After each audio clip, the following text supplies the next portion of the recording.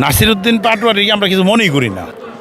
নাসিরউদ্দিন পাটোয়ারি আমার কাছে মনে হয় যে এই আরক হিরো আলম, এই হিরো আলম শুধুমাত্র ভাইরাল হওয়ার জন্য সে ভোট করতে কিন্তু আসেনি, সে ভাইরাল হওয়ার জন্য আসছে। আপনি গতকালকে দেখছেন যে তার উপরে হামলা হয়েছে বলে ক্যাফের উপর দিয়ে কখনো মাথায় ফাটছে ব্যান্ডেজ করে, আপনি দেখছেন।